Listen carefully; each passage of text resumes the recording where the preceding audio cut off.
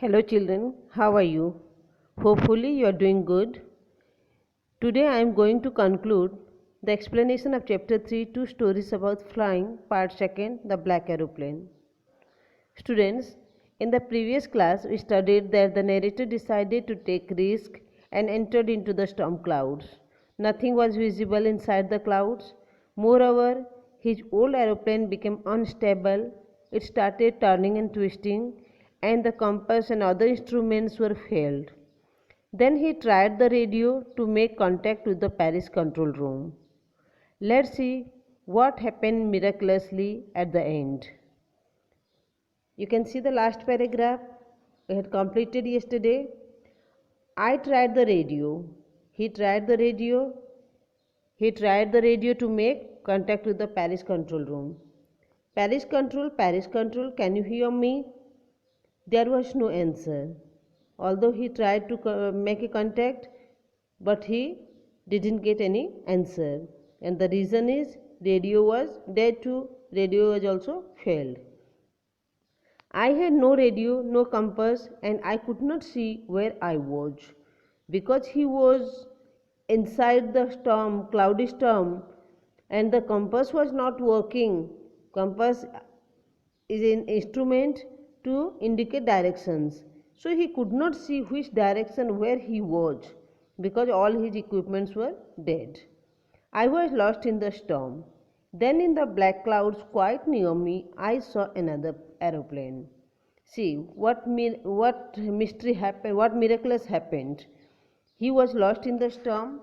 Then in the black clouds quite near me, just near me, what he saw, he could see another aeroplane. It had no lights on its wings, but I could see it flying next to me through the storm.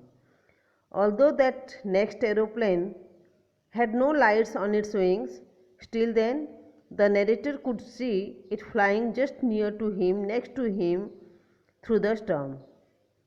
Now he could see it was a ray of hope for the narrator in the stormy clouds.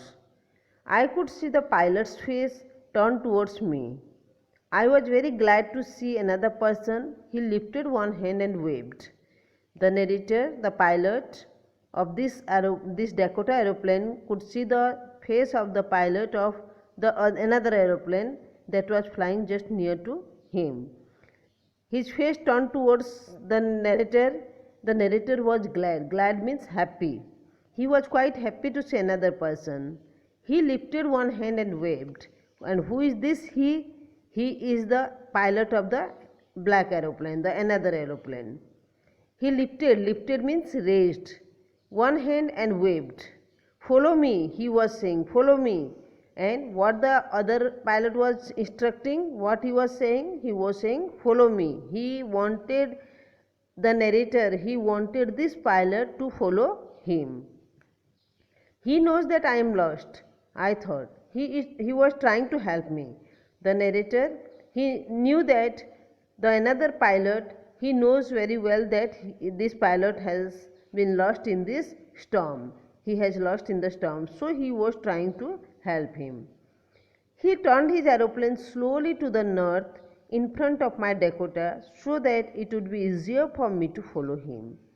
That another pilot of the next aeroplane, he slowly turned his aeroplane to the north in front of the Dakota aeroplane so that it would be quite easier for the narrator, for this pilot to follow him.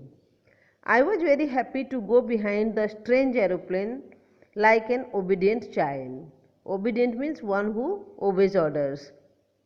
So the narrator, this pilot, was quite happy to go behind him, behind that strange aeroplane like an obedient child. He obeyed his orders and started following him. After half an hour, the strange black aeroplane was still there in front of me in the clouds. So they were moving, the black aeroplane was moving ahead, and the narrator's Dakota aeroplane was following him. Even after half an hour also, this strange black aeroplane was ahead of him in the clouds. Now, there was only enough fuel There was only enough fuel in the old Dakota's last tank to fly for 5 or 10 minutes more.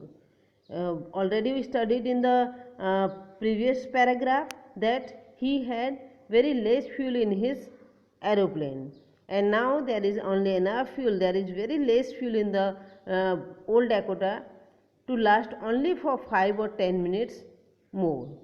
I was starting to feel frightened again. Frightened means fearful. The narrator, this pilot, was quite fearful because there is not much fuel in the aeroplane. But then he started to go down and I followed through the storm. But he was quite relaxed because he started to go down. That another pilot of the black aeroplane started to go down, and the narrator's Dakota also followed him through the storm. Suddenly I came out of the clouds and saw two long straight lines of lights in front of me. So what he saw, all of a sudden, what happened? He saw that he came out of the clouds and there were two straight lines of lights in front of him.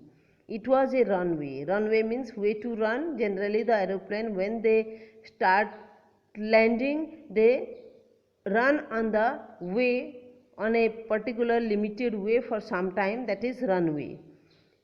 An airport. I was safe. I turned to look for my friend in the black aeroplane, but the sky was empty. Suddenly he found that he has already came out of the clouds and he could see two long straight lines of lights in front of him, and he was sure that it was a runway, an airport. He was safe, so he was quite happy.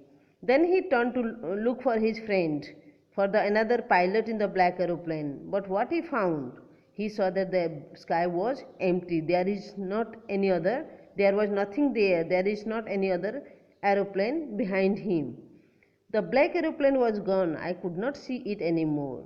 That black aeroplane, the pilot of that black aeroplane helped him. That aeroplane has already gone. He could not see it anywhere. It refers to the black aeroplane. I landed and was not sorry to walk away from the old Dakota near the control tower. So the narrator, the pilot, he landed but was not sorry. Students, you can see this line, you can underline this line, this is very important line. Was not sorry to walk away from the old Dakota near the control tower. Why he was not sorry? He went to the control tower, but why he was not sorry to walk away from the old Dakota near the control tower? The reason is that he was able to save his life from the storm. He could reach safely. So he was not sorry to walk away from the old Dakota near the control tower. I went and asked a woman in the control center where I was and who the other pilot was. The narrator, after landing down, he went to the control tower. He went to the control center where there was a woman sitting, and so he wanted to know from her that where he was, because his compass was not working. He didn't know where he was, where he landed his plane, and who the other pilot was, and also he wanted to know who the other pilot was who helped him, who guided him. I wanted to say thank you. Actually, the pilot of the Dakota, the narrator wanted to thank the pilot of the black aeroplane, so he went to the control room. She looked at me very strangely and then laughed. Who is this she? She refers to the woman in the control center. She looked at me very strangely. Strangely means in a weird way. She looked at the pilot and then she started laughing. Another aeroplane? Up there in the storm. No other aeroplanes were flying tonight. Yours was the only one I could see on the radar. Radar is a system for detecting aeroplanes' directions. So what was her reply? What she said? She was surprised when the pilot, when the narrator, when the pilot of this old Dakota asked the woman about the another pilot who was in the black aeroplane, to extend his gratefulness, to say thank you to him. She looked at the narrator and started laughing. And she was surprisingly, she put up the question, another aeroplane up there in this term. No other aeroplanes were flying tonight. She said that there was no any other aeroplane were flying that night in the sky. Yours was the only one I could see on the radar. She said that as per the radar, as per this system that detect the aeroplane's directions, only yours was the only aeroplane which was flying in the sky.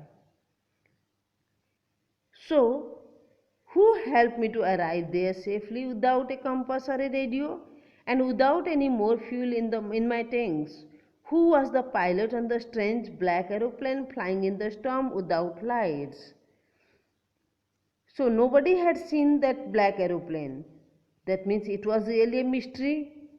Now, these questions, who helped him to arrive there safely without a compass or a radio and without any more fuel in his tanks? Who was the pilot on the strange black aeroplane flying in the storm without lights? These questions remain unanswered, mysterious, and unsolved. The narrator was quite confused. These questions are still lingering in the mind of the pilot, in the mind of the narrator, which are unanswered. So the pilot did not lose hope at any point of time. He was confident enough and dared to take the risk. He had a strong determination that he would reach his home, meet his family, and wanted to have a good English breakfast with his family. Students, though he was fantasizing that there was an aeroplane, there was a black aeroplane, there was a pilot inside the aeroplane who is guiding him, who is helping him, actually there was nothing in reality. So, this way we have concluded this chapter. It is no doubt it's a mysterious story, and the message conveyed through the chapter is that to face the challenges of life, we need courage, willpower, and strong determination. It was the courage, willpower, and determination of the pilot which took him out of danger. Secondly, it also conveys a great message not to lose hope at any point of time. So, the chapter has been concluded. Your assignment is to read the complete chapter, and you can note down the doubts or you can underline the lines which you could not understand, and which I shall clear your doubt later on. Till then, take care of yourself. Have a good day. Thank you.